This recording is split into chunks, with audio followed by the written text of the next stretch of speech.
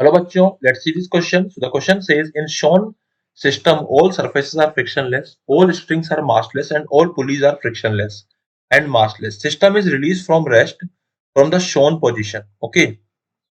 तो यहाँ पे 10 kg, 4 kg, 2 kg and 4 kg इस तरीके से है. Value of tension T3 is what. तो T3 की वैल्यू हमको निकालनी है. का, काफी इजी क्वेश्चन है but first of all we need to draw the diagram. तो सबसे पहले मैं लिखता हूँ यहाँ पे key concept. So what is the key concept that will be used here in this question? The key concept is equals to Newton's second law of motion, which is F net is equals to mass into acceleration. And यही चीज हमारे यहाँ पे बार बार काम आएगी. So let's draw the diagram first of all. So I am drawing the diagram here. ये हो गया हमारा 53 डिग्री एंगल, 37 एंड हम इसको इस तरीके से कुछ लिखेंगे.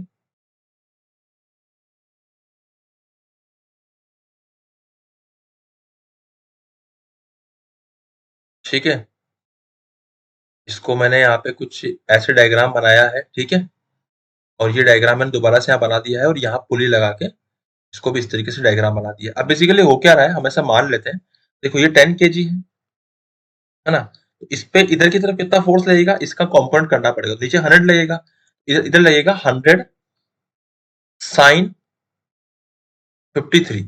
ओके, तो what is sin 53? We know that sin 53 की जो वैल्यू होती है वो 4/5 होती है. ठीक है, तो ये हो जाएगा हमारा 4/5 मतलब 80 न्यूटन.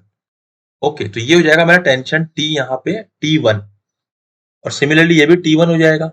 एंड यहाँ पे जो टेंशन आएगा ये T2 आएगा, ये भी मेरा T2 आ जाएगा. और यहाँ पे जो टेंशन आएगा ये T3 आएगा और ये भी T3 आ जाएगा. ओके, और नीचे की तरफ जो लगेगा वो लगेगा मेरा यहाँ पे 40 न्यूटन.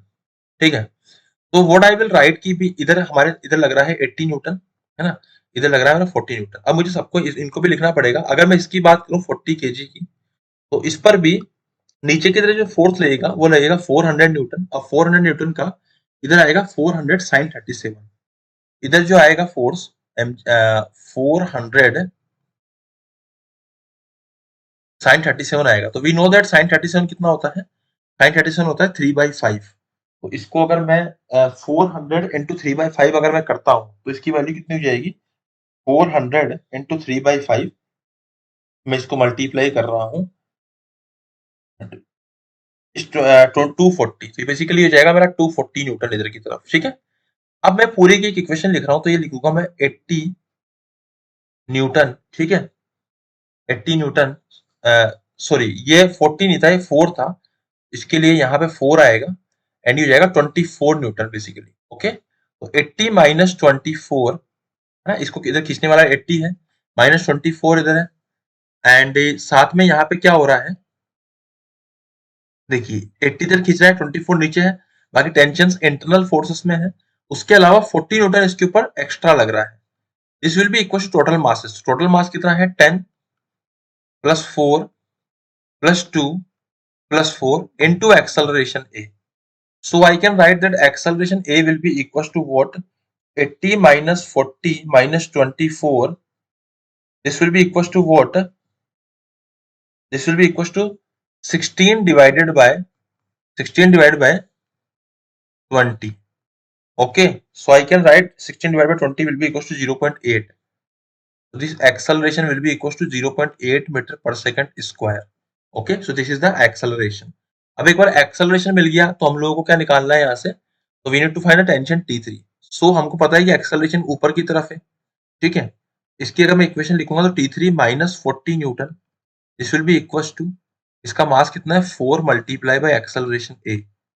तो T3 will be equals to 40 plus 4 into 0.8 which is what, 40 plus 8 into 4 32, 3.2 हो जाएगा ये.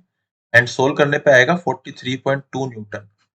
43.2 Newton, option number second is the final answer. I hope you understood it well. Best of luck.